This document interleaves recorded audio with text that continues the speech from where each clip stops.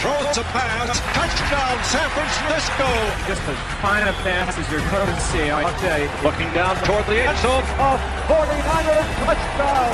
Montana rolls right, looking to throw. He throws into the end zone. Touchdown, San Francisco. Young, back to throw. In trouble, he's going to be sacked. No, gets away. He runs, gets away again. Goes to the 40, gets away again. To the 35, cuts back at the 30, to the 20, the 50, the 10. He dies. Touchdown, 49ers. Down, going to the corner, Rice. Touchdown. Curry, all pretty fake. Pulls up. There's the first field goal, and that was sweet. Rolls the move. Curry splits the defense behind the back. Fires the three. Oh, he puts it in. What a spectacular move. And the dream season is now complete. The Golden State Warriors are the 2015 NBA champions. Deals. And Bonds hits one high. It's a deep. It is out of here. Perez. The 2-2. Popped up. Send the ball. In foul territory. Giants win. A World Series win for the San Francisco Giants. Fala pessoal, sejam bem-vindos a mais um podcast da equipe Esportes SF, o portal brasileiro das equipes de São Francisco. Aqui você fica sabendo tudo sobre San Francisco 49ers na NFL, San Francisco Giants na Major League Baseball e Golden State Warriors na NBA. Acesse o nosso site esportessf.com.br, esportessf.com.br e confira os posts que nossa equipe prepara com todo carinho para vocês. A nossa fanpage no Facebook, facebook.com/esportessf, facebook.com/esportessf. E siga-nos no Twitter também, @esportessfbr, @esportessfbr. Nos sigam e mandem perguntas pra gente aqui, para os nossos comentaristas participarem e responderem as suas perguntas ao longo do nosso podcast.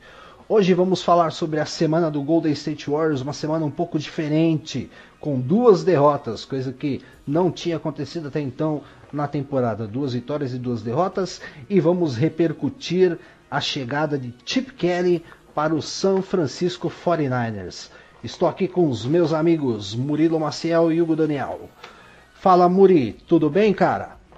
Fala ali, tudo certo aí, galera que tá assistindo. Falar um pouquinho da semana do Golden State aqui, quem quiser seguir no Twitter também. É @BrasilWarriors e tamo aí, na atividade. @BrasilWarriors. Vamos discutir bastante o que aconteceu com Golden State Warriors e a surra de ontem contra o Cleveland Cavaliers. Fala Hugo, tudo bem, meu parceiro? Fala meu amigo, fala galera que nos ouve. Temos Chip Kelly agora no comando de São Francisco. Vamos ver no que isso vai dar, meu Deus.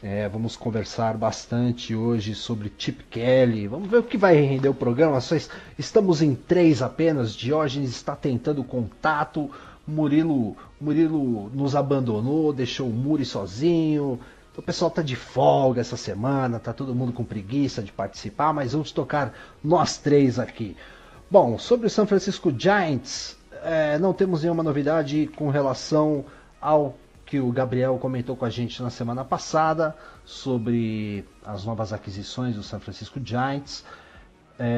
Essa semana só saiu uma reportagem sobre o Tim Lincecum. A equipe está analisando a possibilidade de mantê-lo no roster principal do San Francisco Giants, mas na semana que vem acredito que vai ter uma definição, até porque ele vem de uma cirurgia, não participou da temporada inteira o ano passado, não estava no roster, né, do principal da rotação titular de arremessadores.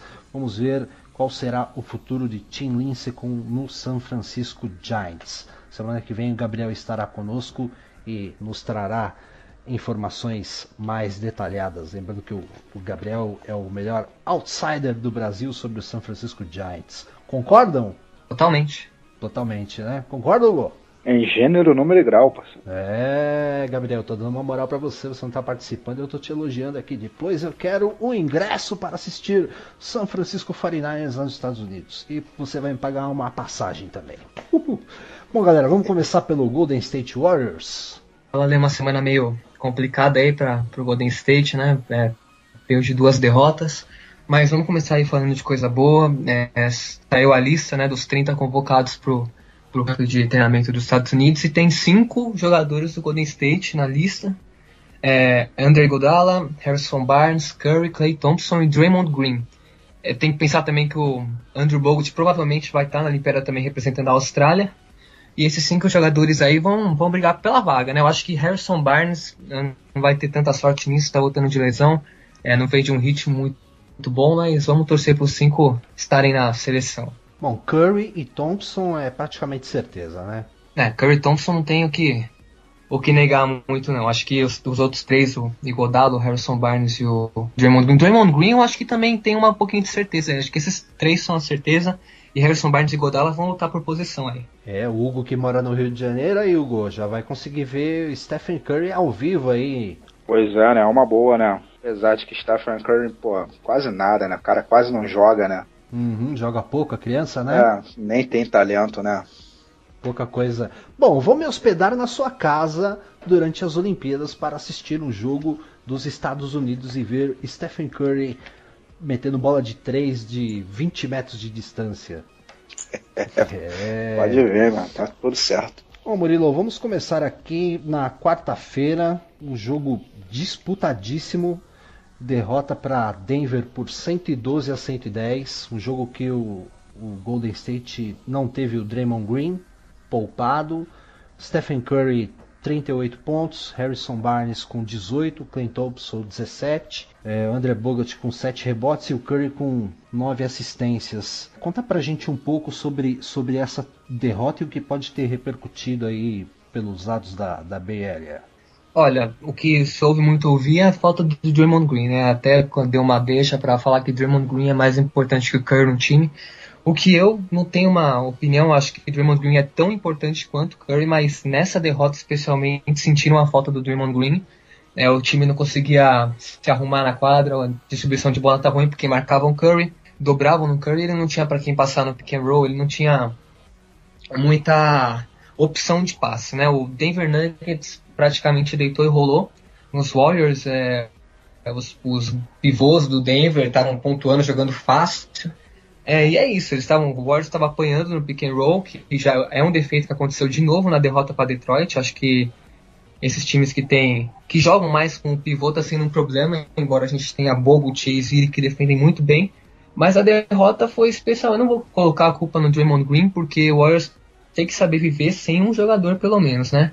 Mas ele descansou, era provável para descansar contra a Lakers, mas jogou porque não tem como, né? Ele viu que dá para fazer falta e foi isso, mano. Não tem muito o que falar sobre essa derrota, foi mais vacilo mesmo do Golden State. E o Curry converteu dos últimos 24 pontos dos Warriors na partida, ele fez 20, um absurdo, né?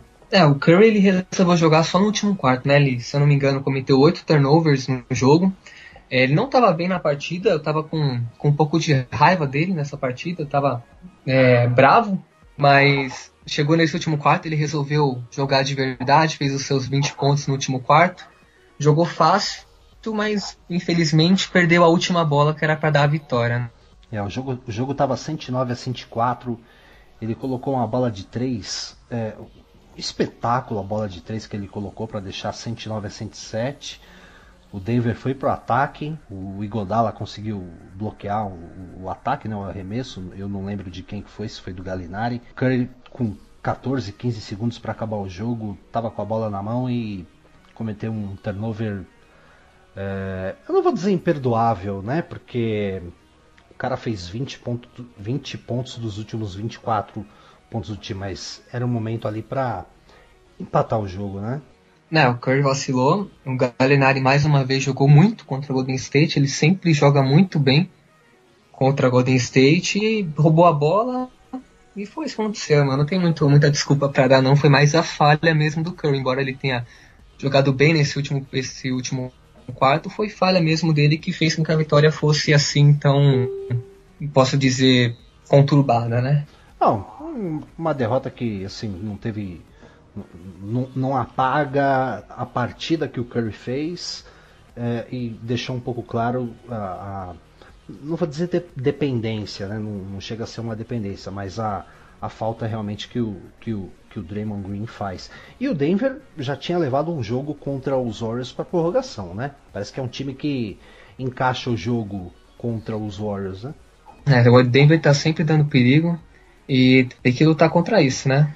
É, normal. E o Denver, é engraçado, né? Que embora dê trabalho contra, pelo menos nessas partidas, né? Que a gente está citando, nessa derrota e a outra que foi para prorrogação, mas o Denver não está nem entre os 8 primeiros da conferência. Então, dificilmente o Denver, pelo andar da carruagem, vai chegar para os playoffs. Bom, na quinta-feira a gente teve um jogo contra o Lakers, o meu Lakers. Coitado do Kobe Bryant, está se despedindo de uma forma terrível. Vitória de 116-98. Curry de novo, né? 26 pontos. O Green voltou com 9 rebotes, 5 assistências. O Leandrinho fez uma partida decente com 15 pontos. Era uma vitória, esperada, né, dos Warriors em casa contra o Lakers. Mas o bacana foi a homenagem que o Jerry West fez pro Kobe Bryant, né?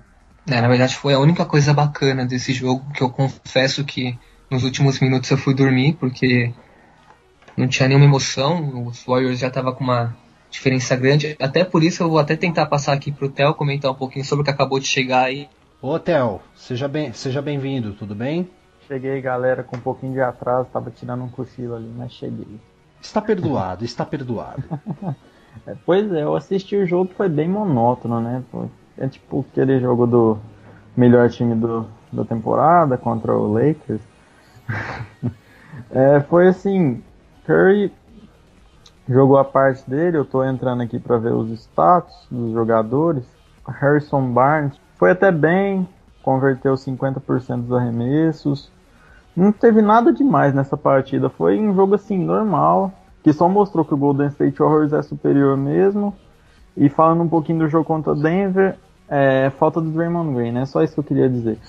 Mas contra o Lakers, cara, não vi nada demais assim pra citar. Foi um jogo bem tranquilo. Era o que todos esperávamos, né? Para mim é tristeza, mas tudo bem. Kobe, vai fazer falta. Ok. Bom, sabadão, eu acho que passaram nervoso, né? Porque uma derrota totalmente inesperada para o Detroit Pistons.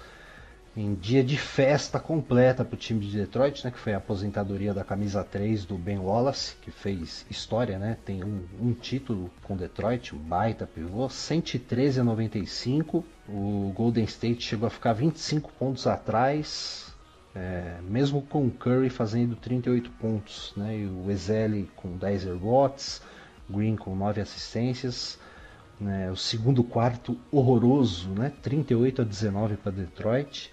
Queria que vocês falassem um pouquinho desse jogo, como é que foi a sensação aí dessa derrota. Denver tudo bem, foi um jogo equilibrado, mas esse contra o Detroit deve ter sido bem complicado, né?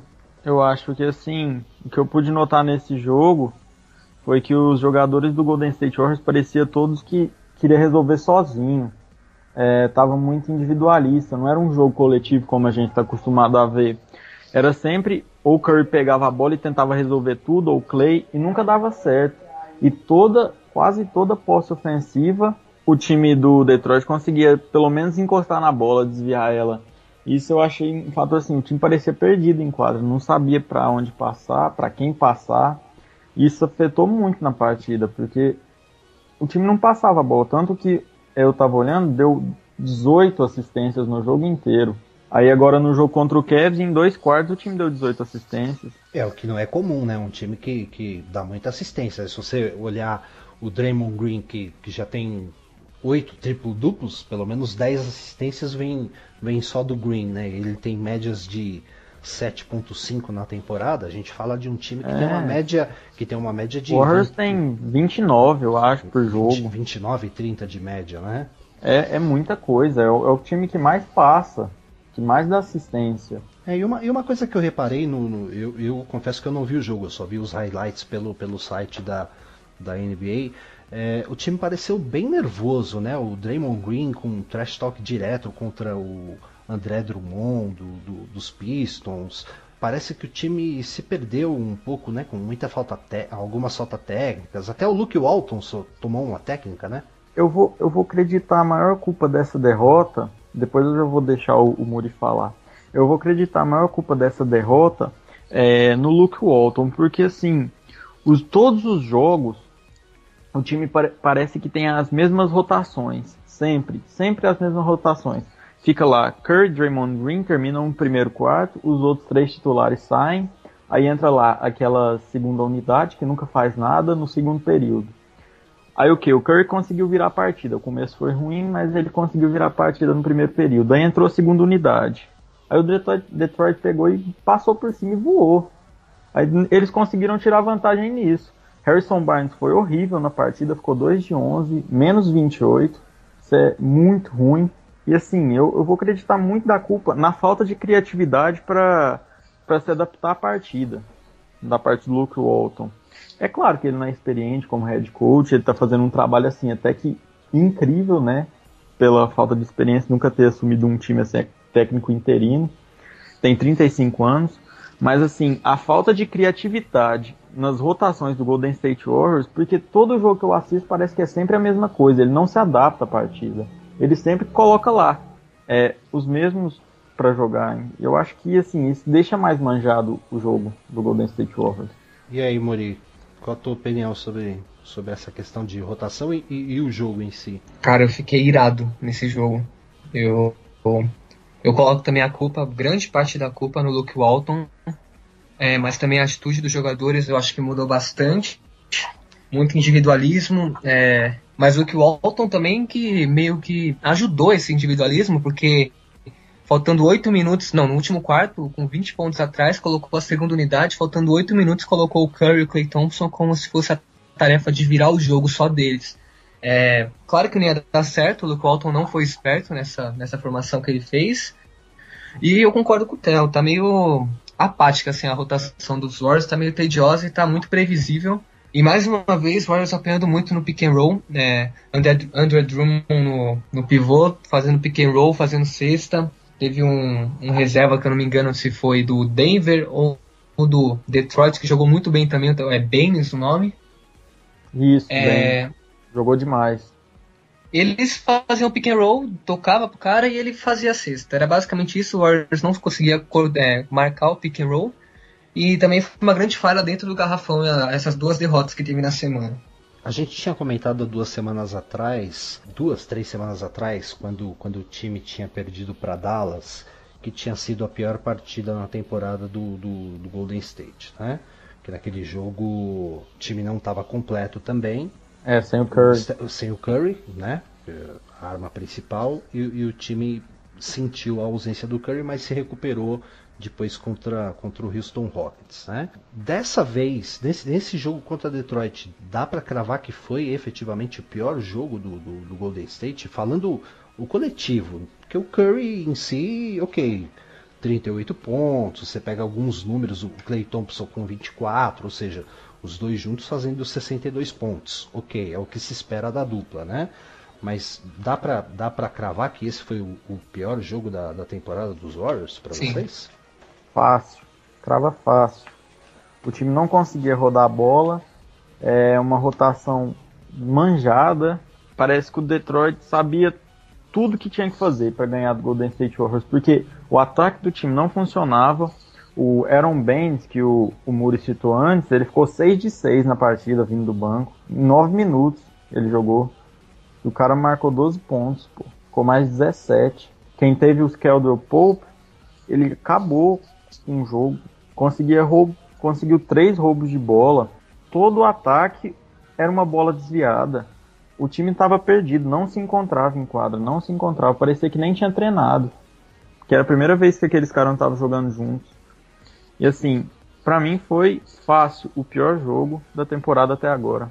Também eu vou ficar com isso. Eu até perguntei para vocês, que são os que mais manjam do Golden State Warriors, mas analisando a temporada também, para mim, até pela forma como o time se portou, deu para perceber o nervosismo acentuado do time. Parece que as coisas não estavam funcionando bem.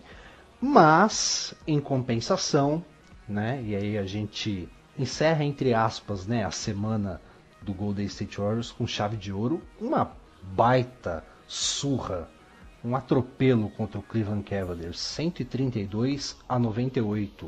Curry 35 pontos, Iguodala contribuiu com 20, o Draymond Green com 16 pontos, 7 rebotes, 10 assistências, um double-double.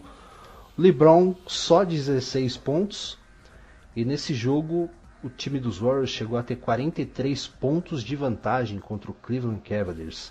Vocês têm alguns dados interessantes aí sobre a questão do LeBron James, né?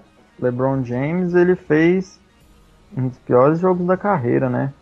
Ficou com o pior plus-minus da carreira dele, sofreu a pior desvantagem em uma partida, que foi quando ficou 43 pontos, e sofreu a pior derrota em casa.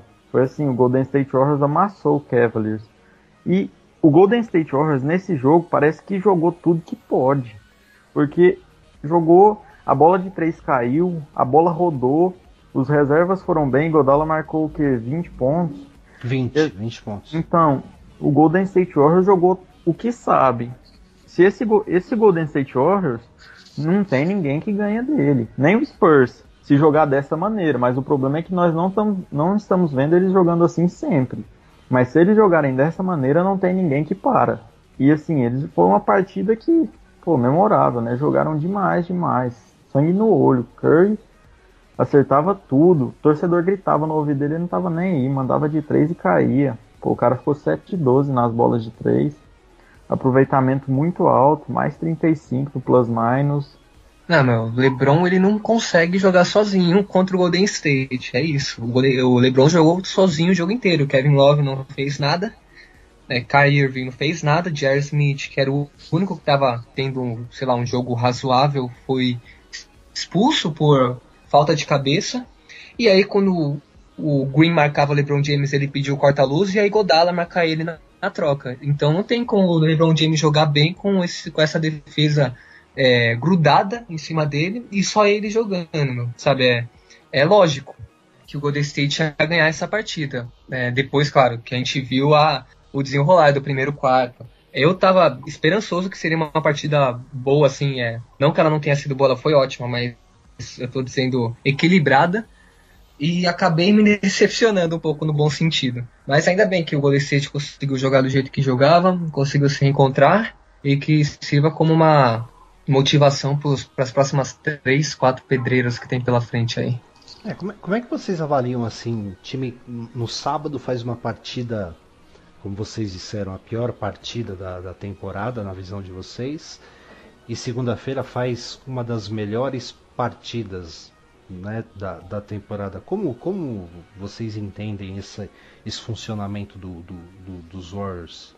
Kerr foi para Cleveland, isso que eu vou dizer. Steve Kerr estava lá em Cleveland. Tenho certeza que tem um dedo dele nesse desempenho do Golden State Warriors. Eu estava olhando uns dados aqui. O LeBron James, o rating ofensivo dele foi 94. O defensivo 136 no jogo. Kevin Love ficou com um rating ofensivo de 76 e defensivo de 136. Isso é muito baixo, é uma diferença de 60 aqui do Kevin Love, por exemplo. Isso mostra o quanto eles estavam mal. O Kevin Love, ele assim, o Blatt, eu acho que ele é meio doido, porque qualquer um sabe que ele não dá conta de jogar contra o Golden State Warriors. Qualquer um nota isso. Ele estava totalmente perdido, e ele é o ponto onde o Warriors mais abusa no jogo. É pick and roll toda hora e o Kevin Love fica perdido. Ele não consegue fazer a trap no Curry, que é quando dobra na hora do pick and roll. Ele é muito lento. Ele fica perdido, ele não sabe para onde ele vai. Tanto é que eu até dei retweet num vídeo onde mostra o Curry e o Draymond fazendo um pick and roll. O Kevin Love ele andou pra frente só, não fez mais nada. Aí o Draymond, ele não fez nada. Foi assim, ridículo, uma defesa ridícula. Ele andou pra frente, aí o Draymond passou e fez uma ponte aérea pro Bogut. Ele é o ponto fraco total do Cavs. E o Blatt parece que não percebe isso. Mas eu até acho bom, porque aí a galera falava que com Love e Irving ia ser diferente, né? Parece que não foi, não.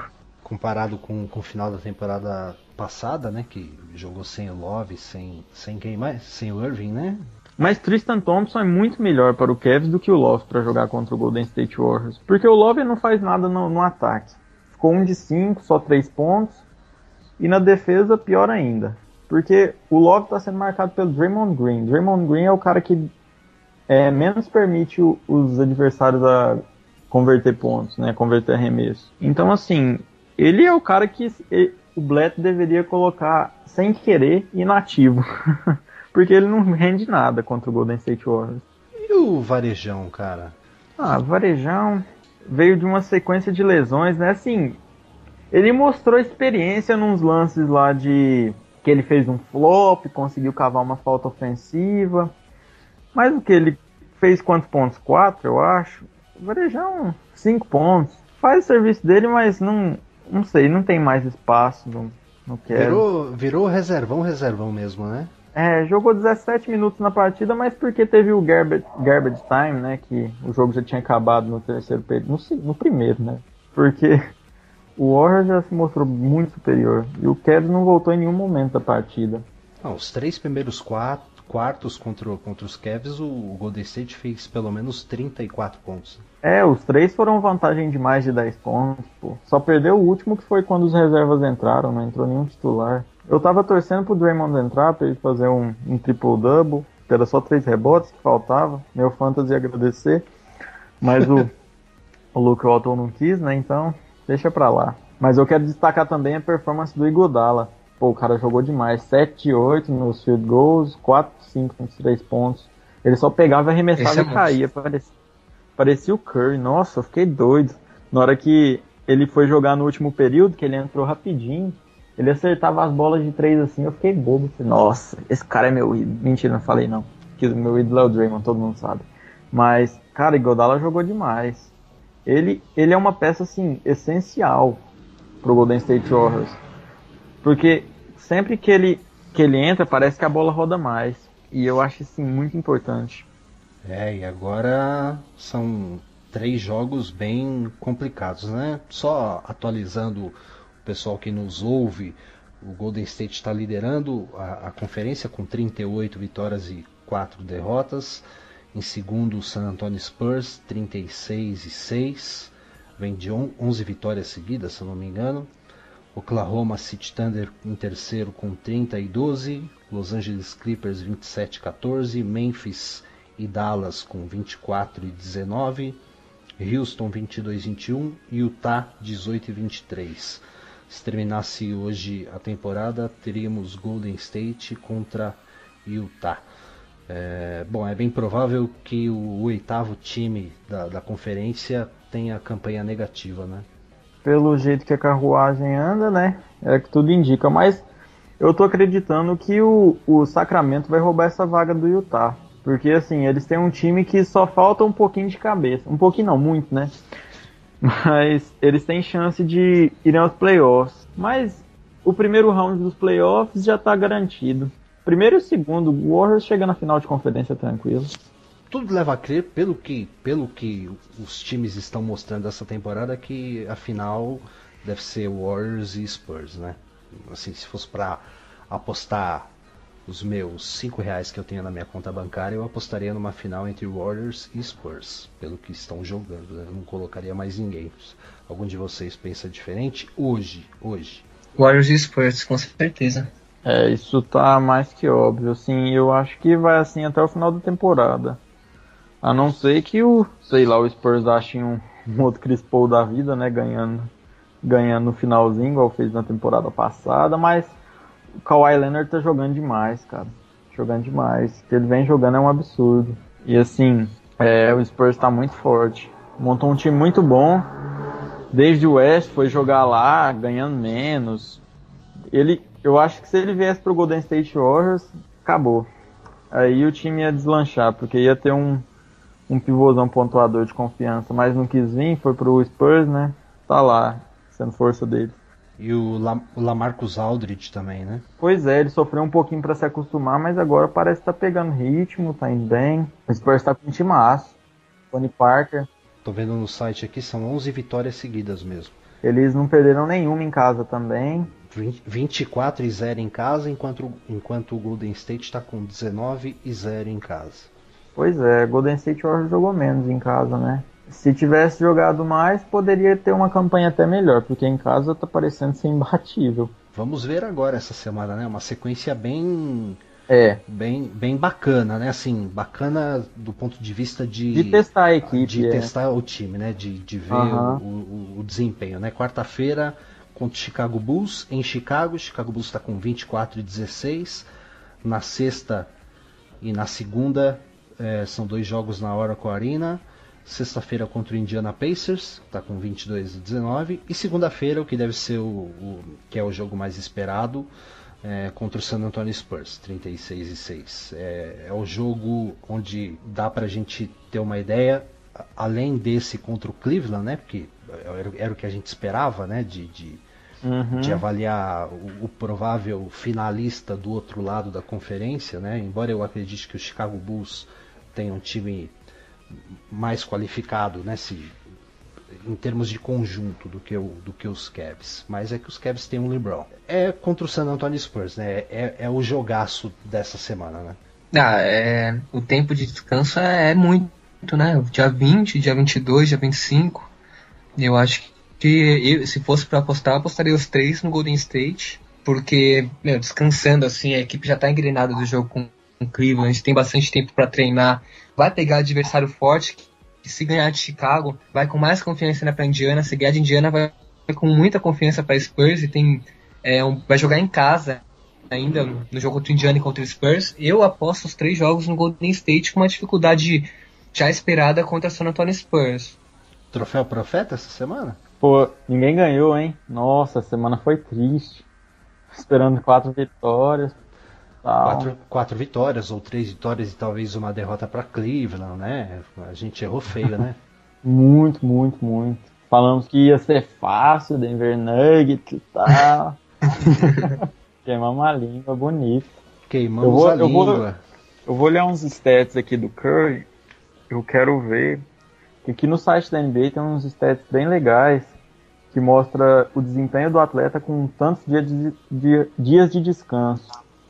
O Curry, quando ele tem 3 dias de descanso, ele tá fazendo, deixa eu ver quantos pontos por jogo, 25 pontos por jogo, e tá ficando mais 37 no plus-minus. Isso é um stats bem legal, se bem que ele só jogou uma partida, né?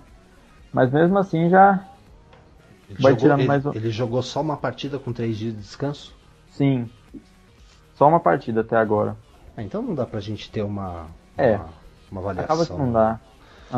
Porque assim, a semana do Curry foi ótima, né? Porque foi 38 pontos jogou contra demais. Denver, 26 pontos contra o Lakers, que era o jogo que jogou, não precisou fazer muito esforço, 38 contra o Detroit e 35 ontem contra o Cleveland, né? O Curry, ele joga muito fácil. Ele recebe bola, ele joga muito fácil, sabe? Se você vê ele jogando, não sei, é uma coisa de outro mundo. Ele recebeu uma bola contra Cleveland, que ele pegou uma bola numa mão e fez uma bandeja reversa com essa mesma mão, tipo, sem segurar com a outra mão, assim. E isso é uma coisa muito difícil de se fazer, sabe? Eu joguei basquete, eu tentei jogar basquete por 3 anos na minha vida, e, é uma coisa muito... O que ele faz é muito discrepante, assim, dos outros jogadores, meu. O Curry joga muito fácil, ele consegue pontuar muito fácil, ele teve um jogo horrível contra Detroit, que ele...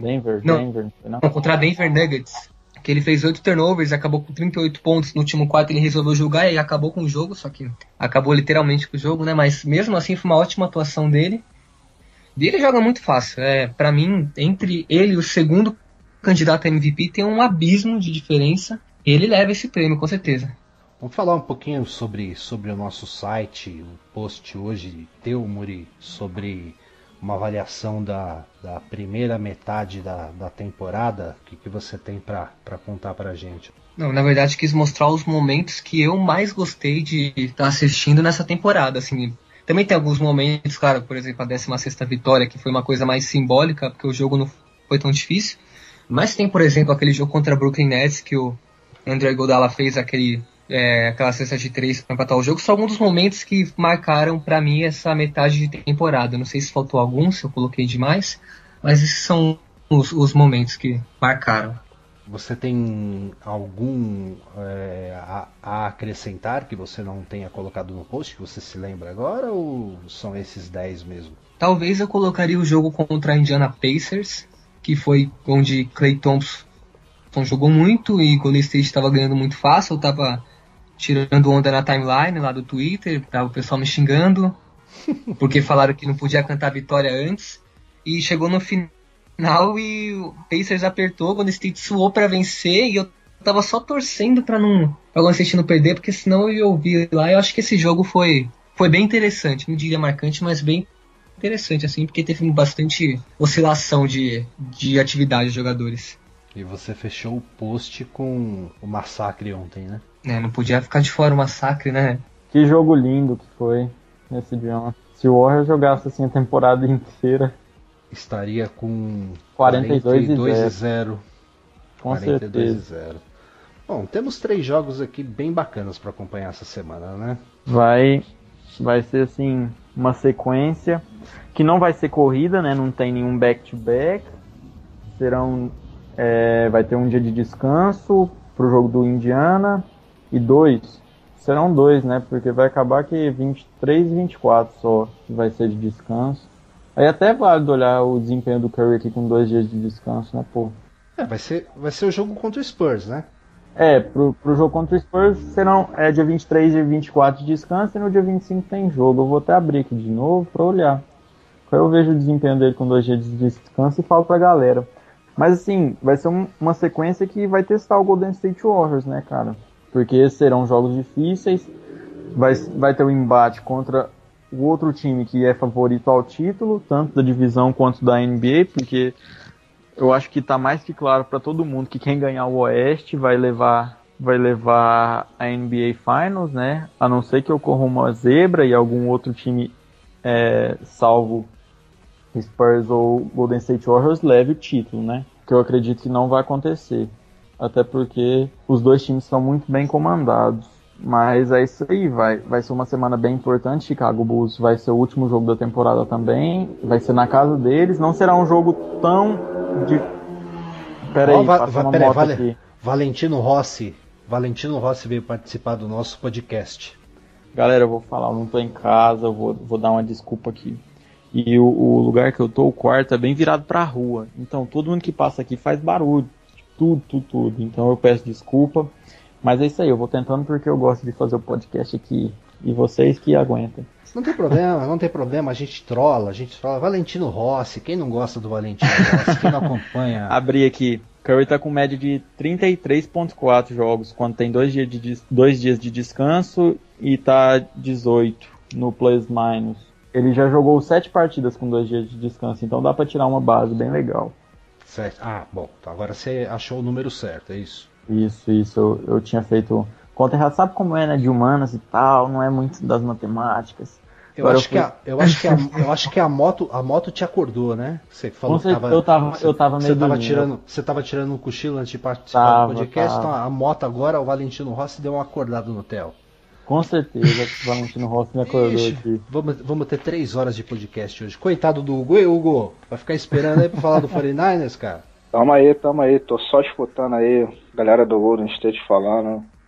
E fazer um comentário aqui de uma pessoa que acompanha a NBA, mas não entende muita coisa. Tava conversando com a galera esses dias, cara, até a respeito da NBA, eles estavam falando, tem um conhecido que é torcedor do Cleveland. O comentário dele foi sensacional, ele fala assim, parece que o LeBron James, ele chega no status da carreira dele que ele é maior do que os Cavs. É maior que a instituição. Então ele tem que levar o time todo nas costas e muitas vezes não consegue. O Stephen Curry, ele ainda não... Com esse comentário dele. O Stephen Curry ainda não é um cara assim que é maior do que o Golden State. Ele não tem uma carreira assim que, coloca ele acima da instituição. Mas o que ele faz, já deveriam ter colocado, sabe? E é interessante eu ver isso de um cara que, torce pros Cavs e, convenhamos, até um pouquinho de rivalidade hoje em dia com o Warriors e Cavs, né? E o cara reconhecer isso é sensacional. Pra tu ver o talento do cara. Considerando que teve a final o ano passado, sempre fica um pouquinho de rixa, né, quando você tem essa final. E a gente até tinha comentado no podcast da semana passada sobre os maiores armadores da história do Stephen Curry estar em 4º lugar, que a gente achou até um pouco precoce, né? Pois é, eu sinceramente, assim, eu entendo que seja precoce e tal, tudo mais, Mas a minha visão assim, de um cara que não entende pouco do basquete, mas que acompanha como torcedor tal, e tudo mais, como foi dito aqui, cara, o que o Stephen Curry faz na quadra é impressionante, velho. É impressionante, é uma coisa assim completamente diferente dos outros jogadores. O Golden State hoje ele tem um time muito equilibrado, um time muito certinho ali, com excelentes jogadores. Então cada um faz a sua parte, mas ainda assim, com esse time equilibrado, de repente, se você fosse comparar com o San Antonio Spurs, daria 50-50. Você não daria tanta vantagem para o Golden State. Mas o Stephen Curry é exatamente o fator que desequilibra. Ele é o cara que, quando está em quadra, ele consegue jogar bem, consegue efetuar as jogadas dele. É impressionante, cara. Até quando ele joga mal, é uma coisa absurda. Por exemplo, nesse jogo que o Golden State perdeu, ele no último quarto ele destruiu, cara. Ele jogou mal a partida toda. E no último lance, beleza, ele errou tal e tudo mais. Mas o último quarto dele, os 24 pontos do Golden State, ele mandar 20 pontos assim, brincando, é impressionante. É uma coisa assim que te chama muita atenção. Parece que você tá vendo a história ser escrita, sabe? Sabe o que aparenta, cara? Lógico, não tô fazendo comparações, eu não gosto de fazer comparações. Mas assim, o LeBron James, cara, a gente falou assim, o LeBron fez 16 pontos. E aqui já o Theo e o Muri já comentaram, o LeBron jogou... Olha o Valentino Rossi aí, galera! Olha o Valentino. E os dois já foram na lata, né? O LeBron não consegue jogar contra o Golden State, é difícil, a pontuação baixa. 16 pontos, cara. Porque você vê o LeBron jogando... Quando você vai olhar, você tá vendo lá 25, 26, 30 pontos. É o que se espera do cara, né? E hoje, com o Stephen Curry, tá mais ou menos dessa mesma forma, né? Hoje você espera, assim, se o Curry fizer 15 pontos num jogo, a gente vai discutir que ele não fez um jogo muito bom. É o que a gente vai comentar. Só 15 pontos. Coisa que tem muito cara que... pasta para fazer 15 pontos ou passa a carreira inteira sem fazer 15 pontos, né? E o cara faz, como você falou, né? Com um piscar de olhos, o cara de repente pontua. Ele desequilibra. É interessante assim, olha, porque se você pegar a carreira do LeBron, quando ele começou nos Cavs, ele desequilibrava. Quando ele foi pro Heat, ele desequilibrava. E o Heat, Miami Heat montou um time sensacional, cara. Montou um time para destruir a NBA. E destruiu.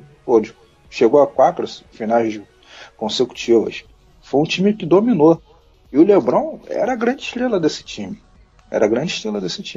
Ele voltou para Cleveland, quando ele voltou para os Cavs, ninguém acreditava muito que os Cavs conseguiriam chegar à final da NBA. Ninguém acreditava muito. E ele levou o time. Então ele desequilibrou. Mas o que o Stephen Curry faz com o Golden State é muito mais impressionante, na minha opinião. Você vê o LeBron jogar, você sabe que é aquilo ali, que ele vai fazer uma média de pontos X, ele vai carregar o time dele ali na medida do possível e tal. Ele é um cara que joga pra caramba, isso é questionável. Mas, se você fosse botar hoje aqui o MVP, o LeBron estaria anos-luz atrás do Stephen Curry. É uma coisa assim, não puxando sardinha pro Stephen Curry, nada disso, mas é um cara que você olhando... É impressionante, cara. É impressionante. É um armador, assim, inteligentíssimo. Ele consegue se livrar de marcação um piscar de olhos, sabe? Se você botar 1 contra 1, é praticamente certeza que ele vai ganhar. Se ele tiver espaço para meter uma bola de 3 ali, quando ele começa a calibrar aquela mão dele, é uma atrás da outra. É impressionante. A sensação que eu tenho é que, todo mundo hoje...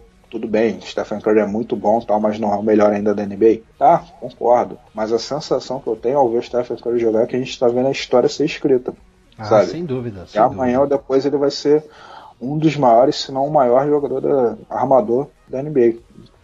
Assim, dificilmente vai ser para ele complicado ser o melhor da posição dele. Ele vai ter uma facilidade enorme para conseguir isso. É um cara que ainda é jovem, vai arrebentar. Eu vou discordar de você por razões óbvias, né? Eu não acho que ele vai chegar no nível do Magic Johnson.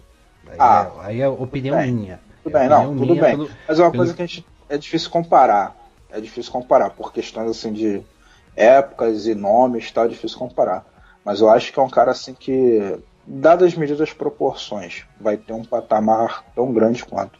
Sim, eu não tenho dúvida que ele é o cara que vai levar o Golden State Warriors a pelo menos mais uns 2, 3 títulos de NBA. Com certeza. Com esse time, né? Com esse time, se o time Curry nos no manter final lá. da carreira ele realmente entra no top 5, isso é fato. No top 1 eu acho que é demais, porque Magic Johnson é um cara que, assim, é um armador que podia jogar em qualquer posição, que dava uns passes que, pacificado, do lado de trás da quadra, era um cara, assim, surreal. Bem difícil existir outro, né? Não, eu acho que não assim, é impossível, até é uma questão de estilo, sabe? Estilo de jogo assim é diferente, muito diferente. Mas como tu falou, é mais ou menos como se você fosse comparar assim, tem a NBA, tem os jogadores normais da NBA, e tem os deuses, sabe? Ele tá caminhando pra entrar no Olimpo, tá caminhando pra entrar ali junto. Não, ele já é considerado por mim também, o melhor arremessador da história. Isso, assim, tá quase se tornando um fato, né? Só pra mim cego que não tá querendo ver. Porque, assim, o que o Curry arremessa é catch and shoot, ele cria o arremesso, ele também pega e arremessa, qualquer tipo ele tá arremessando. Ele arremessa do meio da quadra. No jogo contra o Detroit, ele arremessou lá do P do Detroit, do Pistons, lá da quadra, e acertou a cesta. Pô, é longe pra caramba, velho. O Curry, ele é um shoot maker, né? Ele inventa o chute dele, ele tira o chute dele não sei de onde. E mesmo com esse fator que normalmente poderia fazer com que o aproveitamento dele abaixasse, ele ainda continua acima de Ray Allen, acima de Reggie Miller, que são jogadores do catch and shoot. A gente viu no Miami, o Ray Allen recebia a bola e estava. O Curry é uma diferença, ele cria o arremesso dele e continua com um aproveitamento excepcional dentre os melhores arremessadores de 3 pontos da história da liga. Eu acho que isso faz com que ele seja hoje o melhor arremessador, na minha opinião ele é o melhor, ele já se firmou como o melhor até hoje. Ah, sem dúvida, não. Uma arremessadora e não dá nem pra... É inquestionável.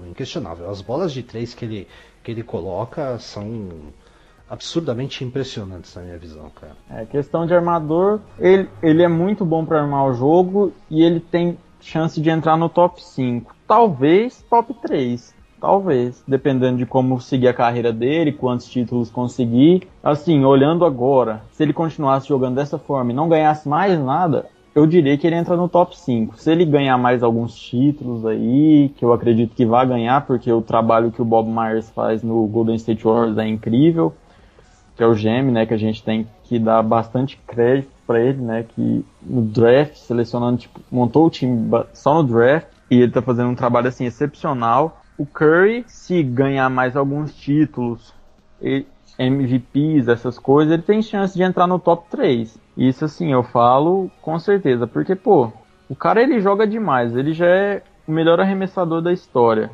Se ele ganhar, vamos lá, sei lá, mais uns 2, 3 títulos, o cara vai terminar a carreira com 4 anéis. E, pra mim, só quando ele tiver uns 34 anos agora que ele sai do All-Star Game. E olha lá. É que da era dele, ele já bateu todo mundo. Da era dele, eu não coloco o LeBron na era dele, não. Eu separo.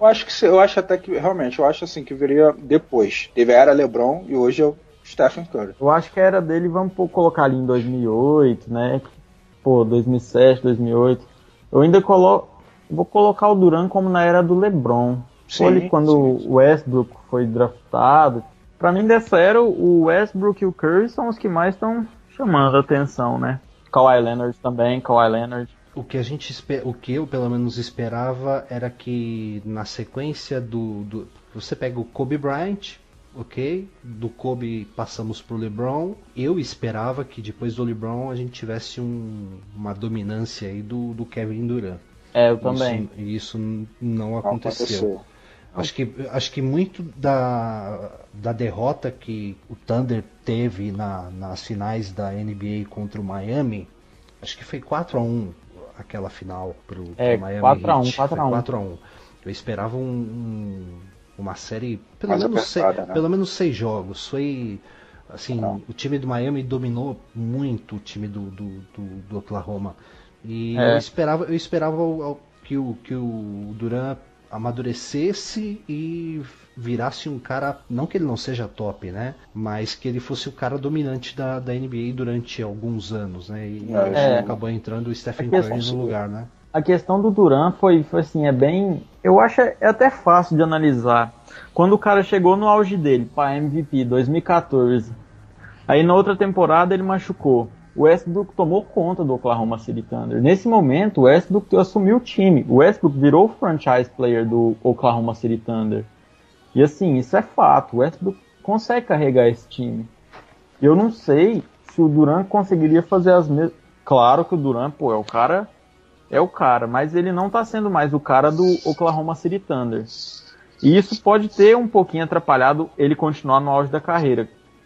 Contando com as lesões também e com a crescente que o Stephen Curry vem, né? Pô, porque o cara, ele teve uma temporada de MVP e melhorou nessa temporada.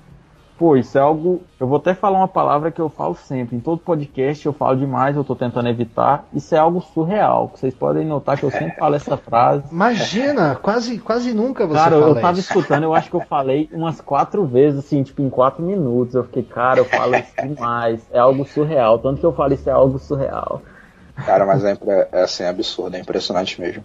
E é interessante que quando vocês citaram as finais aí do City Thunder com os Heat, impressionante que nas finais com os Cavs a parada foi mais apertada, entendeu? E eu acho que foi mais apertada porque o próprio Stephen Curry, ele não jogou nas finais tudo aquilo que ele tá mostrando agora, em termos até de evolução, sabe? Se você olhasse nas finais do ano passado, o Stephen Curry hoje é um jogador diferente, diria até que é um melhor jogador. Ah, não, com certeza. Com certeza ele é um jogador melhor. E assim, Kevin Love não tava jogando, né? Pô, Tristan Thompson rende muito mais que o Love. Também. Love é uma decepção pro basquete. Cara, ele funciona como referência ofensiva. Ele não vai funcionar nesse Cavs. Se eu fosse torcedor do Cavs, eu iria querer que o time trocasse ele por, tipo, sei lá, algumas picks e alguns role players. O Tristan Thompson tem capacidade para substituir o Love. Porque ele rende ali, pelo menos na defesa, pegando os rebotes. Ele é uma ameaça nos rebotes. Tanto que ele tava destruindo. Pô, ele conseguiu esse contrato aí gigante, com os mesmos valores do contrato do Draymond Green, só pegando rebote, pô, nos playoffs, depois que o Love machucou. E assim, é o que o Cavs precisa. Porque o Love, pô, ele fica igual aqueles café com leite lá dentro do jogo. Não faz nada, não some nada. Tá lá só pra completar mesmo. É o filho do técnico, né? É, tipo isso, cara. Ele fica perdido, parece que ele nem sabe jogar basquete, mano. O lance... Depois vocês procuram lá o Kevin Love defendendo. É ridículo. Ele não sabe o que ele faz. É ridículo um jogador da NBA defender desse jeito, pô. E ele é um cara que tem nome, já foi um franchise player. Sim, ele foi durante pelo menos uns 5 anos aí um franchise do Timberwolves, né? E agora sim, a carreira dele tá numa decrescente, né, pô? Tá difícil pra ele. Eu não sei se ele dura muito nesse time do Cavs. O LeBron, voltando um pouquinho ao assunto que o Hugo tava falando sobre o LeBron ele quis montar o time do Cavs, né? Quis dar uma de GM, montar um Amigos do LeBron. E assim, não deu muito certo, porque ele rende como jogador, mas como GM, cara, não sei se ele ainda é do mesmo nível. De certa forma, deu, né? Deu certo que chegou nas finais. E eu, sinceramente, acho super improvável, entendeu? Mas chegou, não ganhou. Agora, no ano seguinte, no caso, o atualmente, tá dando certo não, filho. Não, mas assim, o LeBron, agora ele não tem muita escapatória, né? Porque ele queria montar algo assim, pra agora, né? Não podia pensar daqui 2 ou 3 anos. O LeBron queria algo pra agora e não deu certo. E vai ter que continuar com isso aí tentando, porque agora o time não vai ter muitas chances pra mudança, né? Pô, imagina se não trocasse o Andrew Wiggins. O cara tá arrebentando lá em Minnesota, pô, trouxe o Kevin Love. O que o Kevin Love tá fazendo? Jogava o LeBron pra posição 4, mandava o Wiggins na 3. Porra, ia ficar um timaço, velho. Muito melhor. E o Wiggins defende, né? Quando o James Jones chegou no Cleveland, eu desisti. Quando é James Jones o nome dele, eu acho. Foi aí que eu percebi o LeBron, que era ele é tipo a sombra do LeBron. O Mike Miller foi por exemplo também, né? menos um. Amigos do LeBron. Esse foi muito engraçado, né? Ué, tipo aquele jogo de futebol, amigos do Messi contra amigos do, sei lá, do Ronaldo. Cara, fala em futebol, o que a China tá fazendo com o meu Corinthians é impressionante. Pô, os caras até soltaram um meme que o que a China tá fazendo, se o diretor de futebol do Palmeiras, o Alexandre Matos, que é o cara que mais contrata, né? Se ele tivesse ido para um dos times da China, eles colocaram assim 10 coisas que aconteceriam se ele fosse. A primeira coisa é que ele desembarcaria com Messi e Cristiano Ronaldo. Junto. Com certeza. Junto. Ele desembarcaria da China junto.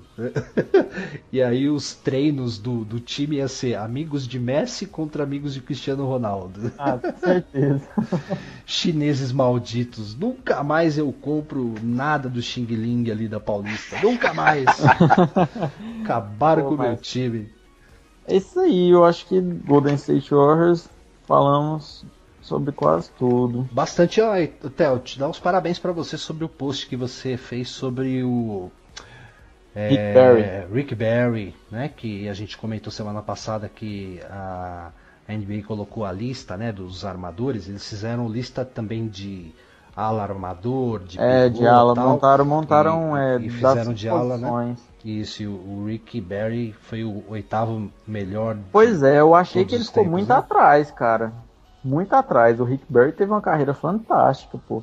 Se for analisar, talvez ele tenha ficado pra trás assim por ter jogado na ABA, né? Então, não sei, porque na carreira ele fez 25 mil pontos, mas a NBA conta só 18 mil, né? Que foi o que ele fez na NBA.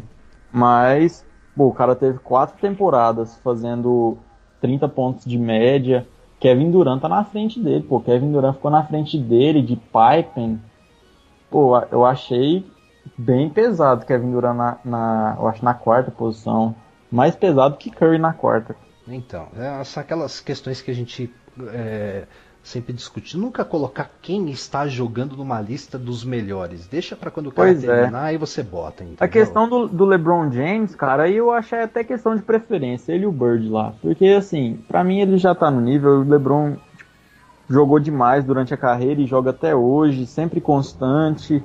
E, assim, ganhou títulos, chegou a finais, não venceu a maioria das finais que chegou, mas já ganhou títulos, pô. Sempre foi dominante na liga, agora que tá perdendo bem pouco, mas ele ainda é um fator X no Cavs. E assim, ele é até uma questão de preferência, mas o Kevin Durant na 4ª posição eu achei pesado. E o Rick Barry merecia umas posições a mais aí, hein, pô. Eu tava vendo no YouTube um top 10 que fizeram dessas posições, Rick Barry tava em 3º, pô, só atrás de Bird e LeBron. O cara, ele jogou demais na carreira, e pelo post dá pra perceber, né, que eu contei um pouquinho de cada parte da história dele. Não, ficou muito bom, cara, parabéns mesmo pelo post, ficou muito bacana. Muito obrigado. A melhor parte do post foi como você escondeu o molde dele do lance livre. Eu acho que foi a coisa mais chamativa, porque você falou lá, tipo, rapidinho assim, não, um molde de lance livre diferente. Aí quem vê até pensa que é um jeitinho diferente assim, né? Mas meu Deus do céu. Ele cobrava o lance livre do jeito que a galera cobrava, tipo, quando o basquete começou. É muito engraçado, depois olha uns vídeos lá, ele pega a bola assim por baixo e joga pra cima. E o melhor de tudo é que ele tinha média de quê? Ele ficou com média de 89% de aproveitamento no lance livre.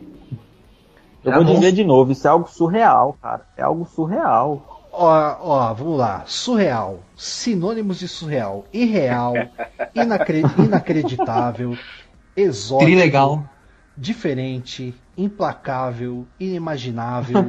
Massa. Pronto. Cara, você digita lá, ó. Surreal sinônimos. Pronto. Da próxima vez que você for falar, você fala exótico. Não, mas eu tô parando. Eu não sei se vocês perceberam. Eu escutei um podcast que eu falei demais. Eu falei demais, cara. Eu falei, caramba, eu falo demais. Isso é algo surreal. Eu tenho que parar agora.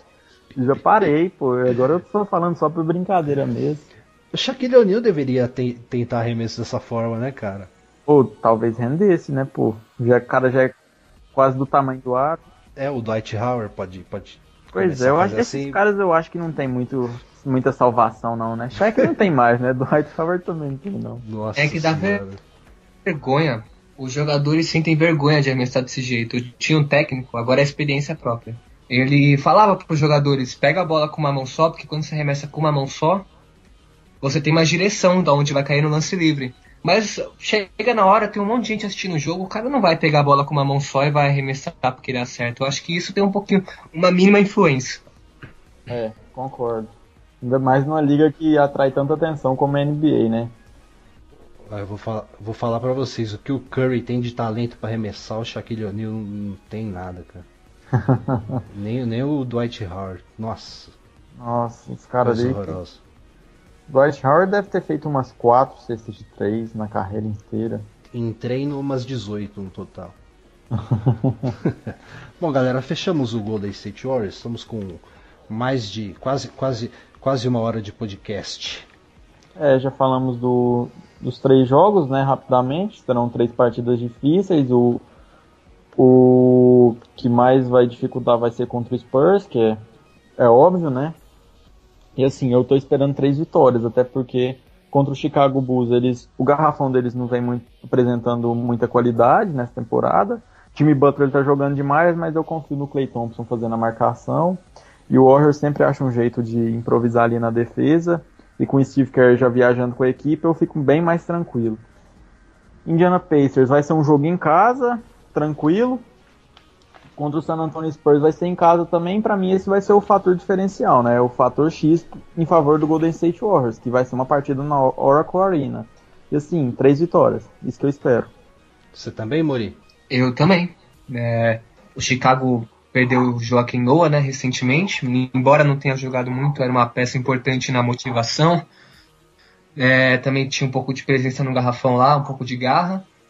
Eu acho que o problema do Warriors atualmente é a falta de eficiência no garrafão. Eu não sei se eu estou pecando ao dizer isso, porque eu acho que Bolt e Ziri não estão defendendo muito bem os pivôs adversários. O pick and roll está rodando para o time adversário. Então acho que com essa falta do Chicago Bulls, vitória pro Warriors, embora tenha Jimmy Butler.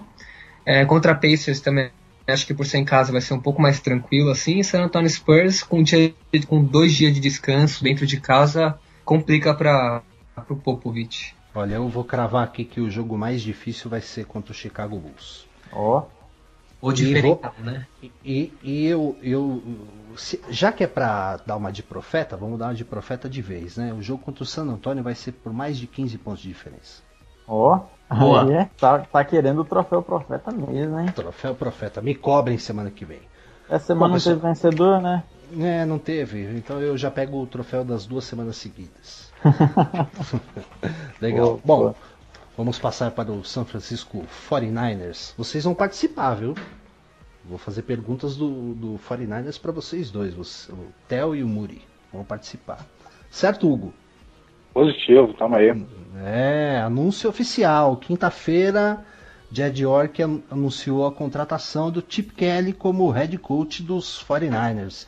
Chip Kelly, ex-Philadelphia Eagles, que foi mandado embora na penúltima semana da temporada regular desse ano da NFL. Ele é o 19º treinador da história da franquia. Alguns até colocavam, até o próprio site do San Francisco 49ers colocou ele como 20º treinador da franquia. E eu fiz um post sobre isso, falando que na verdade ele era o 19º, porque o Jim Tonsula ele era considerado o 17º e o 19º, porque o Tonsula, antes da chegada do Jim Harbaugh, ele foi head coach por um jogo, né, e depois assumiu. Então, na verdade, ele é o 19º. Hoje, se você olhar no site do San Francisco 49ers, hoje o Chip Kelly está citado como 19º treinador da história da franquia. Obrigado, Jed York, por aceitar a minha correção histórica. Bom, vamos lá, Hugo. Chip Kelly, cara, no 49ers. Você achou uma boa perto dos nomes que estavam sendo ventilados? Qual a sua primeira percepção, sensação com relação à vinda do Chip Kelly para o 49ers? Cara, eu não sei se eu fico animado ou se eu fico preocupado, sinceramente. Chip Kelly para mim é uma incógnita, no sentido, eu vou dizer bom, que foi bom comparado aos nomes que surgiram em São Francisco. Sinceramente, dos nomes que foram citados, O Sean Payton, para mim, não ia acontecer realmente. Era o melhor. Mas eu nunca consegui visualizar Sean Payton nos 49ers. E Hugh Jackson, sabe? Sinceramente, eu acho que assim, dos nomes que estavam sendo citados, o Chip Kelly era o melhor em termos de ofensividade, já ter experiência por mais tempo como head coach, era o melhor. Me preocupa muito os erros que o Chip Kelly cometeu enquanto técnico nos Eagles.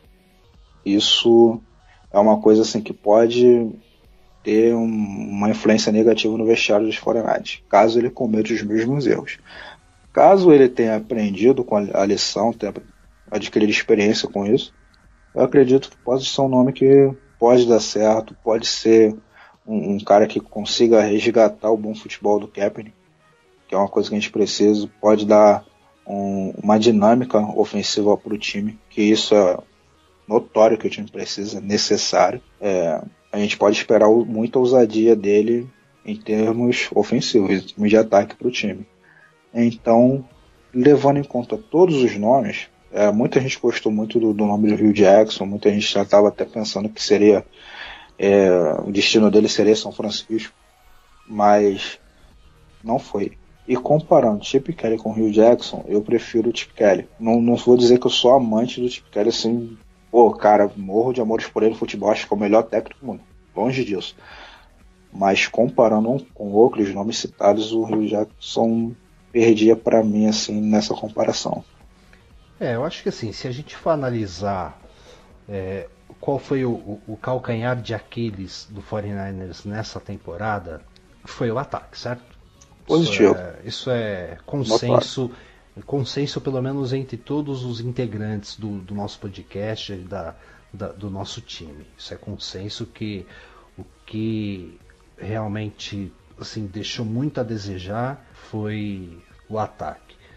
E o Chip Kelly é um cara extremamente ofensivo. Nas 3 temporadas com os Eagles, mesmo essa última temporada que não foi lá essas coisas, tem alguns números aqui para vocês. Os Eagles foram o terceiro em pontos por jogo, com 26,9.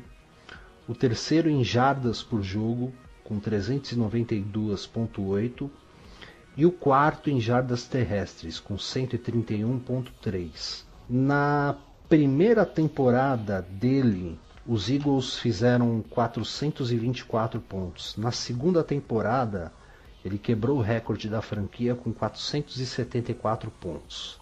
Aí você tem a contribuição do LeSean McCoy, que correu para 1.600 jardas na temporada passada.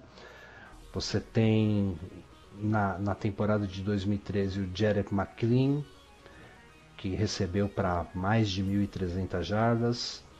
Você tem o DeSean Jackson, que também recebeu para 1.200, 1.300 jardas. Só que aí entra o que você citou, né? O LeSean McCoy, porque esse último ano do Chip Kelly nos Eagles, ele quis assumir um pouco, pegar um pouquinho o boné de um general manager, né? E aí ele mandou embora, né, o LeSean McCoy, o DeSean Jackson, que jogou bem nos Redskins, o Jarrett McClain, que está bem nos Chiefs, né? Então assim, ele teve alguns erros tentando trabalhar como general manager.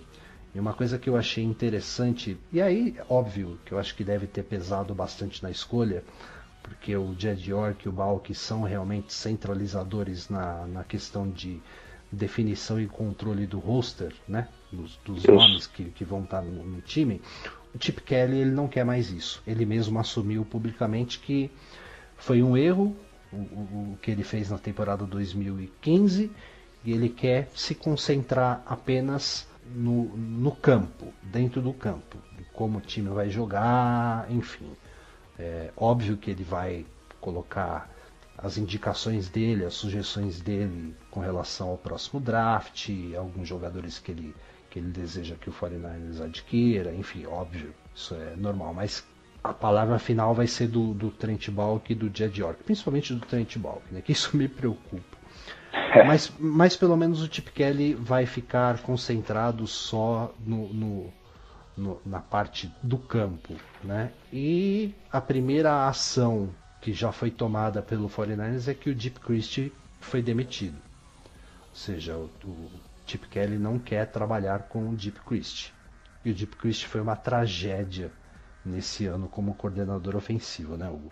Simplesmente não encaixa. Se você olhar os jogos que o Philadelphia Eagles fez nessas temporadas em que o Chip Kelly estava comandando o time, era um time muito interessante de se ver ofensivamente. Era um time que tinha ousadia nas jogadas, tinha um playbook muito interessante e uma coisa que a gente até esquece, não pode esquecer de citar, é que o Philadelphia teve a troca de quarterbacks por questão de lesões. O Mark Sanchez fez snaps no ano passado, esse ano veio Sam Bradford, e tipo, ele teve até um problema ali com ele, porque ele não gostava muito da forma de atuar, estava pensando em trocar o quarterback próxima temporada, caso continuasse nos Eagles.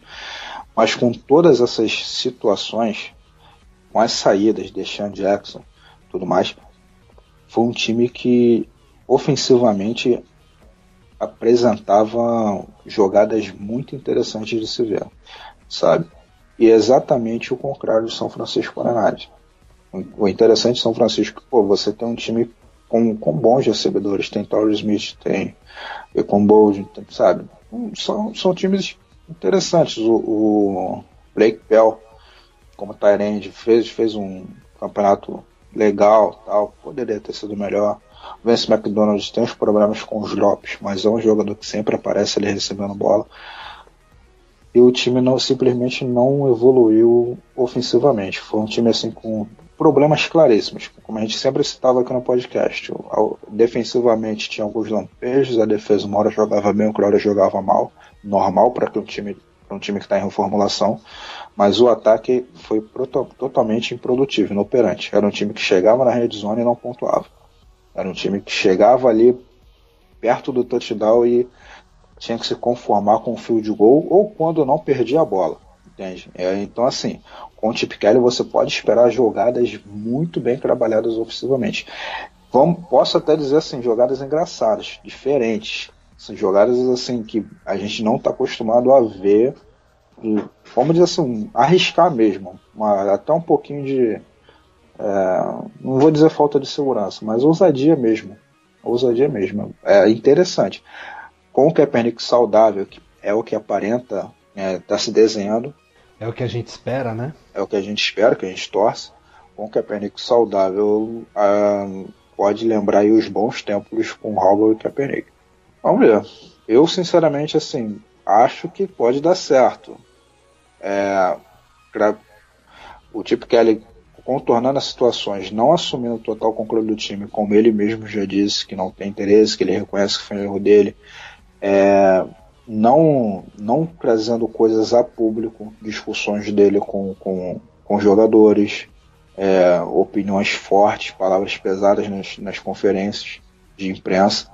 Ele não cometendo esses erros é uma coisa que realmente assim, pode dar certo em São Francisco, porque um quarterback no estilo que ele gosta, pro tipo de jogo que ele apresenta, ele vai ter. Assim, durante essa temporada se falou muito da troca do Sam Bradford pelo Colin Kaepernick, né? Do Cap e pro Philadelphia Eagles, né? Que era um pedido do Chip Kelly e tal. Então, na verdade, ao invés de sair o Colin Kaepernick do 49ers, você traz um head coach pro 49ers que vai tentar, que eu acredito que ele entenda que o Kaepernick é um quarterback que se encaixe bem ao estilo de jogo dele. E, assim, uma coisa que a gente duas coisas eu queria deixar aqui para você e os demais analisarem. Primeiro, a demissão do Deep Christie, né? O 49ers fez 238 pontos nessa temporada. Dá uma média em 16 jogos, dá uma média de 14, 15 pontos por jogo. É ridícula. Foi a pior da NFL. O segundo pior e aí foi trágico também, por todos os motivos de lesões, do Dez Bryant, do Tony Romo, foi o Dallas Cowboys, que fez 275, ou seja, os Cowboys com uma temporada pífia fizeram 37 pontos a mais do que o 49ers na temporada inteira. Aí é lógico que você conta pontuação dos times especiais, enfim, mas o ataque propriamente dito, a gente percebe que o ataque do 49ers tinha muito three and out, né? Jogadas, terceiras descidas longas e aquele passinho na linha de scrimmage para tentar ganhar. E a gente espera que com o Chip Kelly isso mude, e essa demissão do Deep Christie indica que haverá sim mudanças, né? E cabe lembrar que o Philadelphia Eagles, desses 3 anos com o Chip Kelly, teve Nick Foles, Mark Sanchez e Sam Bradford. Teve esses 3 quarterbacks fazendo essa pontuação absurda que eu comentei, 474 pontos na temporada passada, que o Nick Foles até que jogou razoavelmente bem. O Kaepernick é melhor do que esses 3, né? Concordo plenamente. Se você pegar assim, em números tal, com essa temporada, o Kaepernick com certeza pode ficar atrás aí e tudo mais. Não jogou a temporada, jogou mal quando teve em campo, teve lesionado, teve problemas com a linha ofensiva, teve tudo para contribuir para um mau desempenho.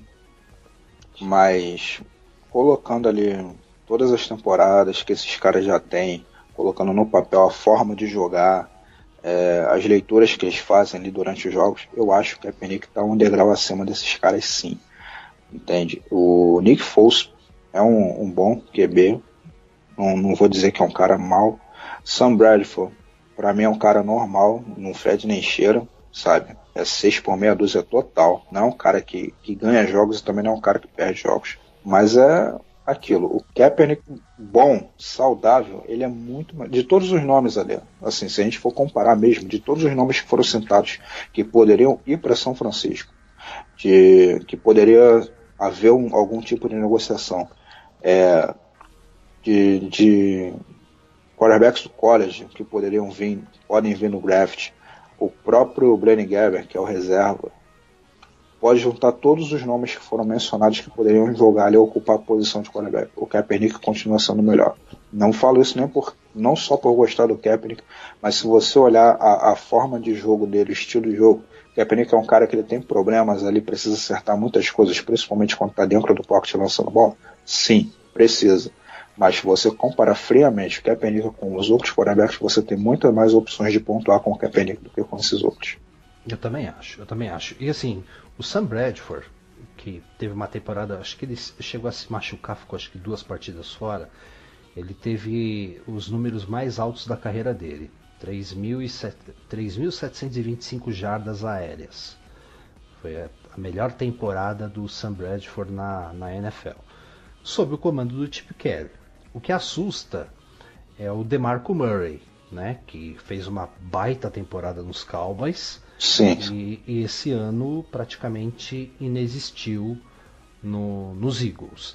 Mas aí se deve muito pela linha ofensiva, a diferença de linha ofensiva do Dallas Cowboys, que foi planejada para ser uma linha ofensiva top, em comparação com a linha ofensiva dos Eagles.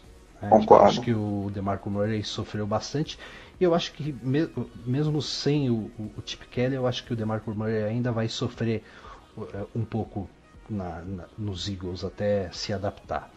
Eu acho assim, não digo que o DeMarco Murray não seja um running back top, ele é um ótimo running back, mas os números que ele teve na temporada de 2014 foram assombrosos, assustadores, principalmente por conta da linha ofensiva. Concordo. E não deu muito certo nos Eagles. E é engraçado que em 2013, o time dos Eagles com o LeSean McCoy, 2014 com o LeSean McCoy, teve médias de 160 jardas por jogo, que é um número absurdo. Isso é um número absurdo. Você pega a média de times aí que tem Seattle, que corre muito, Arizona, que corre muito, Esse ano você tem médias aí de 120, 130, a gente está falando em 160, é algo... como diz o Theo, é surreal. Qualquer a palavra é excêntrico, pronto. Não, mas é isso mesmo, cara. Se você reparar, o LeSean McCoy, ele foi um cara assim que deu uma vida pro ataque ofensivo ali, né? O jogo ofensivo do Philadelphia Eagles muito grande, sabe? Ele foi um update, ele foi um cara que ele conseguia abrir espaço justamente pro time poder variar jogadas, entendeu? Variar jogadas. O Chip Kelly, ele tem muito disso. O time dele, para render, precisa variar jogadas. É um time que às vezes vai um drive muito arriscado com no huddle, sabe? Vai usando ali e consegue fazer a coisa funcionar. Se você, assim, para efeitos de comparação, se você pegar o jogo do New England Patriots agora nos playoffs, o Tom Brady, ele trabalhava praticamente sem corrida. Ele praticamente não correu contra o Kansas City Chiefs. Não tinha ninguém para correr, né? E foi um cara que, assim, você viu que ele conseguiu levar o jogo calmamente, conseguiu levar tudo tranquilo ali. Ele mesmo arriscou algumas corridas, sabe, com aqueles passes dele ali. Dificilmente ele bota uma bola, uma big play de 30, 40 jardas. Tu não vê isso nele aí. Ele vai levando o jogo, ele sabe o que tá fazendo. Você tá falando, porra, Tom Brady com Sam Bradford, não dá pra comparar. Concordo, tudo bem. Mas é interessante porque quando você... O que o Chip Kelly mais reclamava com o Sam Bradford, ele reclamava com razão, entendeu? Por ser um cara muito móvel, um cara muito parado. Ele precisava de um cara mais móvel, com mais mobilidade ali para poder sair jogadas. E isso é até interessante para botar um cara para correr, sabe? Porque aí você consegue enganar a defesa. Você não sabe se quem vai sair com a bola ali correndo vai ser o quarterback, se o quarterback vai lançar para um passe curto, se já que a linha ofensiva não estava segurando muito ali, se obviamente iam tentar as blitz, ele não vai ter tempo para poder jogar um passe longo, não vai ter tempo para o corredor se distanciar para ele buscar uma big play. Então você, com um cara como o Kaepernick, ele consegue abrir com mais mobilidade, ele consegue ver se ele vai jogar um passe de 10 jardas, 8 jardas para conquistar poucas jardas, ou se ele vai conseguir um espaço para correr ou até mesmo entregar para o running back. Assim, para o jogo do Chip Kelly é muito importante esse tipo de coisa. E ele reclamou com razão, porque ele não tinha isso. O problema foi a forma que ele reclamou. Mas ele tinha razão nisso. Assim, tendo essas adições, o São Francisco ele pode se tornar um time ofensivamente perigoso, coisa que não foi nessa temporada. E assim, com a volta do Carlos Hyde para poder fazer essas corridas, você tem uma adição muito grande para o time, sabe? A gente trabalhando nessas situações assim, você tem o Torrey Smith para poder pegar as bolas longas, passes longos, você tem o Carlos Hyde que é um bom corredor, entende? Você tem o Kaepernick que pode conquistar algumas jardas correndo, pode lançar. Você tem o Akon Bold que é um excelente jogador.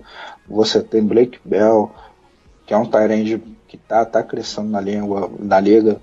Tight ends hoje são muito usados nos jogos, então pro time é interessante. O que não acontecia com o Chip Priest, né? Que tinha peças. No São Francisco não pode falar que tava 100 peças ofensivamente. Não pode. Tinha peças ofensivas, mas que não trabalhavam, entendeu? A gente demorava para ver o Torrey Smith conseguir uma jogada longa. A gente demorava às vezes para ver o Akon Bold conseguir receber uma bola, sabe? Aí receber ele, conquistava suas jardinhas ali e tal, mas era uma coisa que era muito difícil acontecer nos jogos. Você vê um time com esse time aí ofensivamente, às vezes fazendo 3 pontos no jogo, só conseguindo um field goal. Me estranhou muito o São Francisco não sair zerado de uma partida nessa temporada, sabe? Era um time assim que não tinha nenhum perigo ofensivamente. Tinha jogos em que São Francisco pontuava, mas você sabia que não tinha como ganhar, não dava para ganhar, sabe? É uma coisa assim que a gente precisava de uma adição, e o Chip Kelly vem para trazer essa diversidade. Concordo com você. Veja só aqui uns números do Deep Christie para você e para o pessoal que está nos ouvindo. Jardas corridas por partida, 96.5. 21º da liga. Esse é o melhor número, tá? 21º. Nossa. 207.3 jardas aéreas por jogo. 29º. 30,5% em conversão de terceiras descidas. 31º. Segundo pior. Total de first downs na temporada. 261. 31º. Como eu já tinha comentado anteriormente, 14.9 pontos por jogo.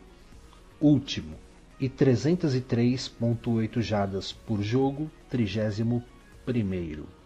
Ou seja, Deep Christie foi uma tragédia.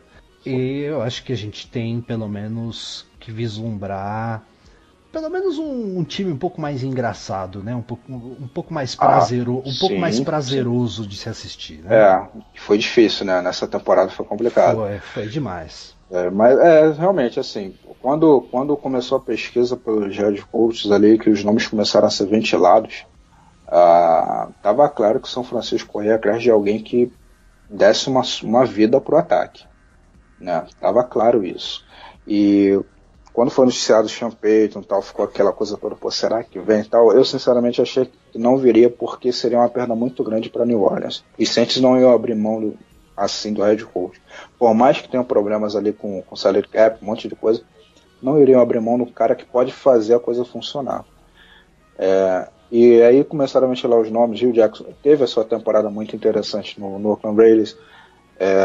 Ofensivamente ali com os Bengals, produziu muito bem. A gente tem que dar um valor para isso. Mas para São Francisco, eu acredito que o nome realmente que estava sendo ventilado ali de cara era o Chip Kelly. Por mais que tenham sido feitas outras entrevistas, a gente sabe que isso faz parte do jogo. Às vezes só para poder ganhar um pouco de tempo, ganhar alguma coisa ali de negociação para contrato e tudo mais, só para poder chamar a atenção. Enfim, isso faz parte do jogo. E todo mundo, assim, que eu estava lendo ali, todos os ensaios, todos os repórteres estavam botando como, caso São Francisco não acertasse com o Hugh Jackson, ele ia acertar com o Chip Kelly. A opção ali, o plano B parecia ser o Chip Kelly. Em contrapartida, quando o Hugh Jackson acertou com os Browns, acho que já estava claro ali que São Francisco não fez uma oferta assim, quero levar, sabe? Parecia ir por toda a forma que a coisa estava sendo contornada. O Chip Kelly já estava dando algumas declarações que gostaria de criar na São Francisco. Pela forma que ele saiu de Filadélfia, o cara não disputou o último jogo, sabe? Então, assim, já deu para ver que os caras estavam vendo que um dos maiores problemas era o ataque, e que eles iam fazer alguma movimentação em cima disso. E essa movimentação foi bem feita, verdade seja dita. As ressalvas que eu faço contra o Chip Kelly foi o que eu falei. É coisa de vestiário, a forma que lida com algumas situações ali, com jogadores e tudo mais.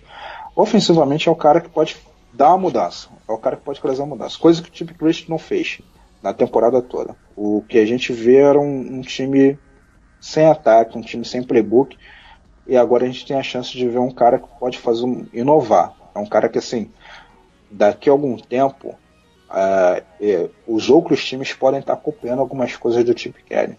Concordo. E sabe uma coisa que eu acho que vai ser bem interessante?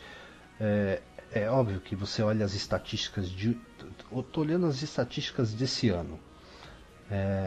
A divisão, aí assim, aí é um número que pode ser uma faca de dois gumes, né? Você pega assim, o Chip Kelly é um cara que consegue fazer ataques ótimos. E isso foi provado ao longo dessas 3 temporadas. Mas aí você está falando em times que... Os 3 times da divisão, Cowboys, Giants e Redskins. Eles estão entre os... Da 16ª colocação para baixo de defesa, tá? Então assim, não enfrenta defesas, não são defesas tão fortes, né? O que pode, digamos, mascarar algum defeito que tenha no ataque dos Eagles para o Chip Kelly conseguir esses números que ele conseguiu. Óbvio que não é só isso, né? Né?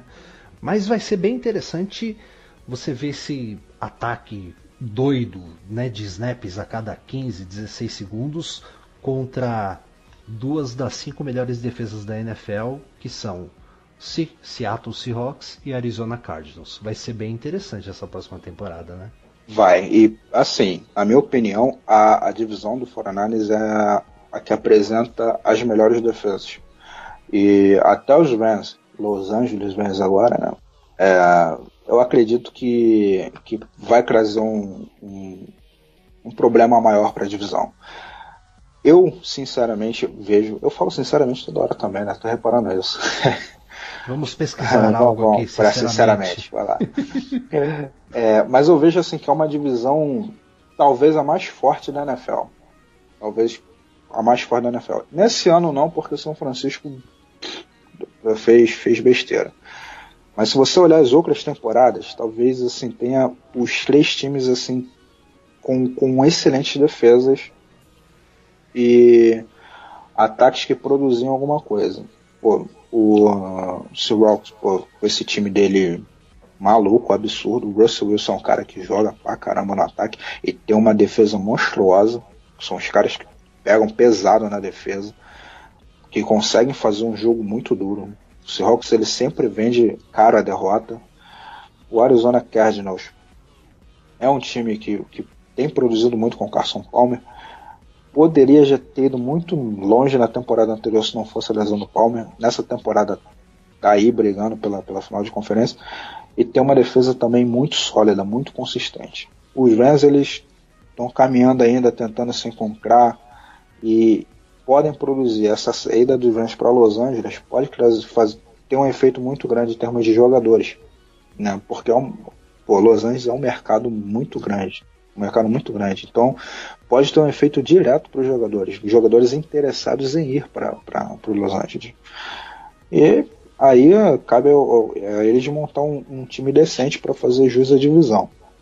E com o 49ers apresentando um ataque com Chip Kelly, coisas novas, inovadoras, com aquela coisa assim de ataque atrás de ataque, faz chamada snap atrás de snap, aquela coisa louca de se ver mesmo, assim, corrida. É muito interessante. Vai fazer uma adição assim, essa divisão vai ser os olhos da NFL, entendeu? Dali, com certeza vai sair o cara para os playoffs, para os próximos playoffs da próxima temporada, que vai dar trabalho. Se você olha hoje o Arizona dando trabalho pra caramba, daqui a um ano pode ter certeza que Arizona e Seattle vão continuar dando esse trabalho. Ah, sim, são times que vão durar pelo menos aí 3 anos em alto nível, eu acho. Em alto nível. E vai ser interessante ver como que esse ataque vai se desenvolver com defesas tão sólidas. Muito interessante ver como que o ataque de São Francisco vai se desenvolver com defesas que marcam pesado. Eu, sinceramente, acho que jogando em alto nível nessa divisão, você tem tudo para poder chegar nos playoffs com respeito. Tanto que os últimos 3 Super Bowls, o representante da NFC foi da NFC West. Né? Foi o 49ers em 2012, o Seahawks 2013, 2014, e eu já cravei com o pessoal da NFL Brasil que esse ano chega o Cardinals, e eu acho que o Cardinals passa do Carolina. É a minha visão de jogo, embora o que o Carolina fez com o Seattle no primeiro tempo foi... Olha, foi absurdo, hein? Foi surreal. Foi surreal. Foi surreal. Assim, eu sinceramente acho que os caras conseguem passar do Carolina com certa dificuldade. Mas não sei, cara, é muito complicado cravar assim. Até entendo quem acha e tal, mas talvez seja um jogo mais legal de se ver do que o próprio Super Bowl. Esse Carolina e Cardinals vai pegar fogo. Vai ser um jogão. Bom, Hugo, fechamos então o 49ers, né? Já 1 hora e e meia de podcast falamos bastante, né? Isso aí, foi bom. Legal. Muri, Diga. muitíssimo obrigado e segunda-feira o bicho pega contra o San Antonio Spurs, é isso? É isso, e terça-feira o bicho vai pegar aqui também, porque vai estar todo mundo feliz no podcast de terça-feira, porque vai dar tudo certo e as 3 vitórias vão vir. Boa semana pra você, obrigado, viu, Muri? Valeu, Ale, valeu, Hugo. Hoje o papo rolou, né? Deu tudo certo. Valeu, até a semana que vem. Legal, valeu. Um abraço. Valeu, Hugo. Muitíssimo obrigado, viu, cara? Valeu aí por você ter disponibilizado um tempinho. Sei que a semana foi meio atribulada pra você e agradecer você ter conseguido participar hoje do podcast aí. Não, eu que agradeço, galera. Super gente boa aqui. E esse papo é sempre gostoso, cara. Tá com vocês aqui é muito bom. Legal, show de bola. Bom, galera, estamos encerrando o podcast semanal da equipe Esportes SF. É o 8º podcast. Espero que eu consiga chegar apresentando o 100º. Vamos torcer. Mandem tweets dizendo fique Ale. Eu não quero sair desse podcast tão cedo. O podcast da equipe Esportes SF é o portal brasileiro das equipes de São Francisco. Aqui você fica sabendo tudo sobre San Francisco 49ers na NFL, San Francisco Giants na Major League Baseball e Golden State Warriors na NBA. Acesse o nosso site esportessf.com.br, esportessf.com.br, confira as matérias, os posts que a nossa equipe prepara para vocês. Acompanhe a gente no Facebook, na nossa fanpage oficial, www.facebook.com/esportessf, facebook.com/esportessf e o Twitter para mandar perguntas para participar. Ninguém tá mandando pergunta, só a gente fica falando, mandem perguntas pra gente. @esportessfbr, @esportessfbr. Valeu, pessoal, mais uma vez muitíssimo obrigado e até semana que vem. Valeu, galera, tchau, tchau. Montana throws a pass. Touchdown, San Francisco. Just as fine a pass as you're going to see, I'll tell you. Looking down toward the end zone of 49ers touchdown. Montana rolls right, looking to throw. He throws into the end zone. Touchdown, San Francisco. Young, back to throw. In trouble, he's going to be sacked. No, gets away. He runs, gets away again. Moves to the 40, gets away again. To the 35, cuts back at the 30, to the 20, the 50, the 10. He died. Touchdown, 49ers. Down, going to the corner, Rice, touchdown. Curry, all pretty fake. Pulls up. There's the first drill goal. That was sweet. What was the move? Curry splits the defense behind the back. Fires the three. Oh, he puts it in. What a spectacular move. And the dream season is now complete. The Golden State Warriors are the 2015 NBA champions. Deals. And Bonds hits one high. It's a deep. It is Perez. The 2-2. Popped out.